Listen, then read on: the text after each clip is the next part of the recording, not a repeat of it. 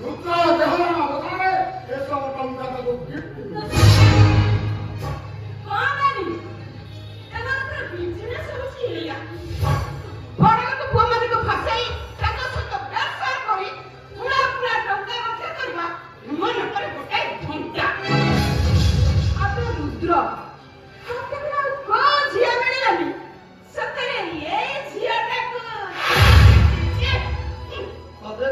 কথা পচারে ততে কোন ଆଉ କେହି ମିଳିଲାନି ଗୋଟେ ଢୋଲିଆ ଘର ବୋହୂ ହେଇଗଲୁ ବାପା ରଜ ପାଇଁ ବାହାରି ତାଙ୍କ ସହିତ ବେଡ୍ ସର କଲା ବେଳେ ତତେ କଣ ଟିକେ ଖରାପ ଲାଗିଲା ଭାଇ ତୁ ଯଦି ରଜ ପାଇଁ ସହିତ ବେଡ୍ ସର କରି ତତେ କିଛି ଆଡଜଷ୍ଟ କରିପାରିବୁ ତାହେଲେ ମୁଁ ରୂପା ଘର ପାଇଁ ଅସୁବିଧା ହେଲା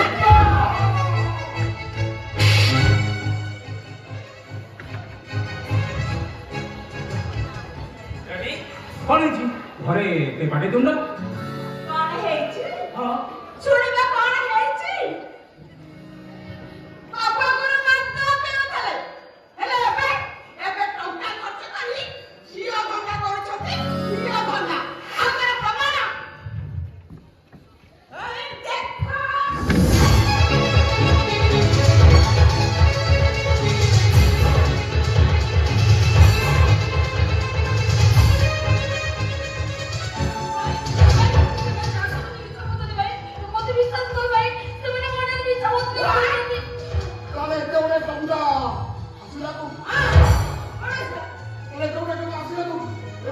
ଜବାବ ଦଉନୁ ଜବାବ ଦେ ସେ କଣ କହୁଛନ୍ତି ଜବାବ ଦଉନୁ ଛି ରୂପ ଅଛି ତୁ ଏତେ ତଳ ଖୁସି କଲୁ ସାମାନ୍ୟ କେଇଟା ଟଙ୍କା ପାଇଁ ତୁ ଆମ ଘରର ମାନ ସମ୍ମାନକୁ ନିରାମ କରିଦେଲୁ ତୁ କଣ ଭାବୁଛୁ ତମେ କହିଲ ଏଇ କଥାଟା ଆମ ଘରର ଚାକର ଜାଣିଲେ ସେ ତମେ କଣ ଭାବିବେ ମୁଁ ବୁଝିପାରିଲି ମନୀଷା ଏମାନେ ସମସ୍ତେ ମୋ ପଛରେ ଲାଗି ମତେ ଟିକେ ଶାନ୍ତିରେ ବଞ୍ଚିବାକୁ ଦେବେନି ତମେ କହୁନ ମୁଁ କଣ କହିବି ଏ ଟଙ୍କା ଯଦି ଆ ବାଟରେ ବଢିଛି ମତେ ଲାଗୁନି ସେ ଏତେ ଶୀଘ୍ର ବାଟକୁ ଆସିବ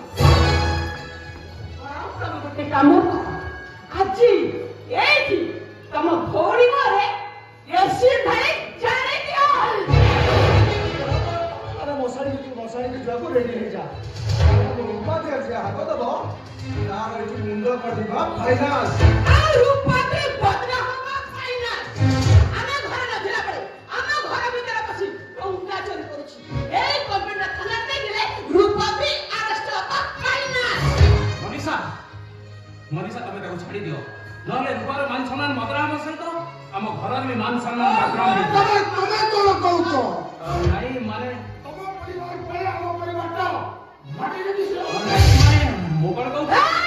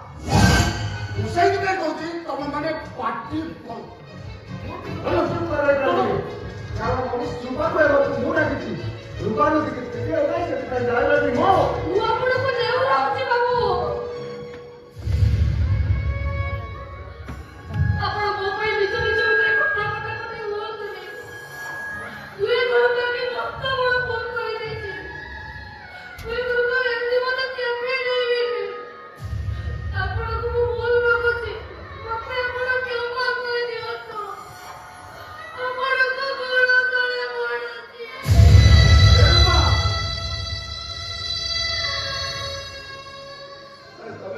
କର ନା ଏମାନେ କେହି କିଛି କରିପାରିବେନି ମୁଁ ତ ତମ ପାଖରେ ଅଛି ତମେ ଏଠୁ ଯା ଆରେ ଯା ତ କହିଲି ଆରେ ଯାଉ ନା କାହିଁକି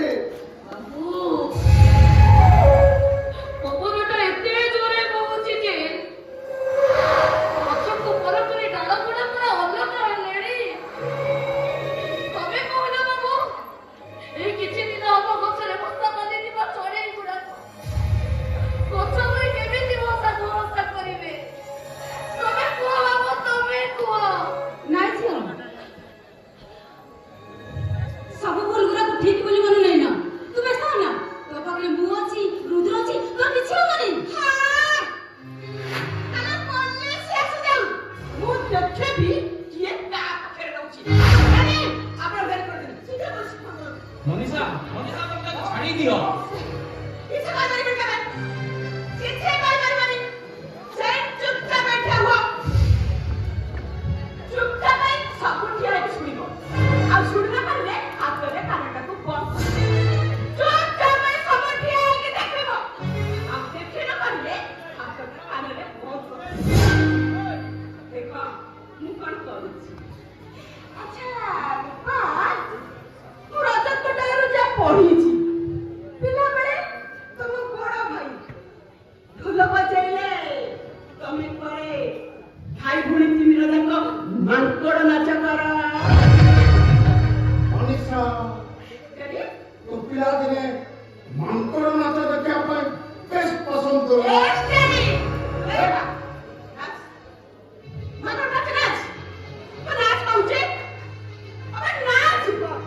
ତମେ ମାନେ ତ ଶୁଣ ନା ଏମାନେ ତ କେହି କିଛି କରିପାରିବେନି ତମେ ଚାଲିଯାଅ ଆରେ ଚାଲିଯାଅ ନା କାହିଁକି ବାବୁ ଟିଭି ତୁଣ୍ଡରେ କଣ ଛେଳି କୁକୁର? ତମେ କଣ ଭାବୁଛ ମତେ ପୋଲିସ ଆସି ବେଶ୍ୟା ଚୋରି ସବି ବାନ୍ଧିବ? ମୋ ଛୋଟ ଭାଇ ସିନା ବଡ ଭାଇ ସିନା ଗୋଟେ ଢୋଲି ସାନ ଭାଇଟା ମୂର୍ଖ ତାଙ୍କର ସିନା ମାନବୋଧ ନାହିଁ ହେଲେ ମୋର ଆଉ ଗୋଟେ ଭାଇ ପୁରା ଡାକ୍ତର। ମତେ ଯଦି ପୋଲିସ ବାନ୍ଧି ନେଇଯିବ ତାର ଇଜ୍ଜତ ଚାଲିଯିବ ବାବୁ। ମୁଁ ଏ କଥା କେମିତି ସହିବି କହ ନା ବାବୁ। ମୁଁ ଆଜି ମାଙ୍କଡ ନାଚ ନାଚିବି ଭାବୁଛି। ନା ବାବୁଣି ମୁଁ ମାଙ୍କଡ ନାଚ ନାଚିବି। ତମେ ମାନେ ତ ଶୁଣ କ୍ଷତି କଣ ବାବୁ? ମାଙ୍କଡ ମାନେ ଆମର କଣ ପଡା କି? ମଣିଷ ମାନେ ତ ଦିନେ ମାଙ୍କଡ ଥିଲେ ନା ବାବୁ। ବାବୁ ମୋ ମାଙ୍କଡ ନାଚ ନଚେଇ ନ ଯେ ତମେ ଏଠୁ ପଦା ଏପଟ ସେପଟ କରିବନି ବାବୁ। ଯଦି ତମେ ଏଠୁ ପଦା ଏପଟ ସେପଟ କରିଛ ତାହେଲେ ମୁଁ ଭାବି ନେବି ତମେ ମତେ ଭଲ ପାଉନଥିଲ। ତମ ଭଲ ପାଇବା ଥିଲା ଚଳ ନା।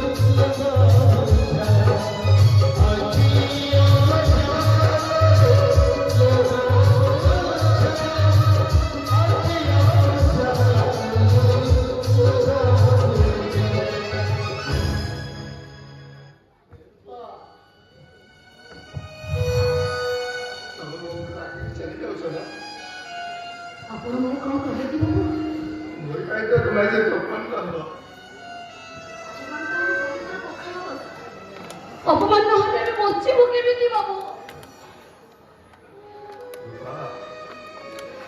ମୁଁ ଜାଣିନି ମୋ ସହିତ ବାରମ୍ବାର ଏମିତି କାହିଁକି ଘଟୁଛି। ଯେତେବେଳେ ମୁଁ ଗୋଟେ ଭଲ ମଣିଷ ହେବାକୁ ଚେଷ୍ଟା କରୁଛି, ଭଗବାନ ମୋ ସାଙ୍ଗରେ ଏମିତି ଗୋଟେ ଖେଳ ଖେଳୁଛନ୍ତି ଯେ ମୋ ଭାଗ୍ୟ ହିଁ ବଦଳି ଯାଉଛି। ସବୁ କିଛି ଠିକ ହେଇଯିବ ବାବୁ, ସବୁ କିଛି ଠିକ ହେଇଯିବ।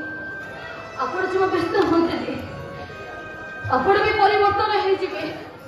ଆଉ ଗୋଟେ କଥା କହୁଛି ବାବୁ, ଏ ଲୋକଟାକୁ ସବୁଦିନ ପାଇଁ ଭୁଲିଯିବେ।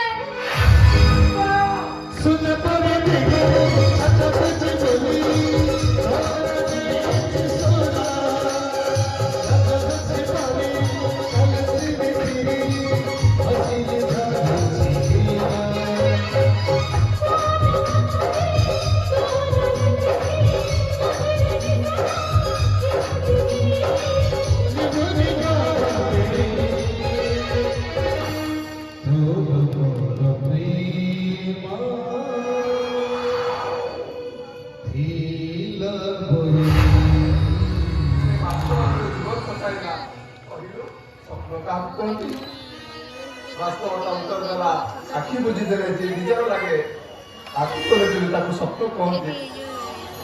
ମୁଁ ଆଜି ତମର ଗୋଟେ ସ୍ୱପ୍ନ ଭାଙ୍ଗି ଦେଇଛି ରୂପା, ହେଲେ ଅପେକ୍ଷା କର, ସବାରି ସ୍ୱପ୍ନ ନେଇ ମୁଁ ତମ ପାଖରେ ପହଞ୍ଚିବି।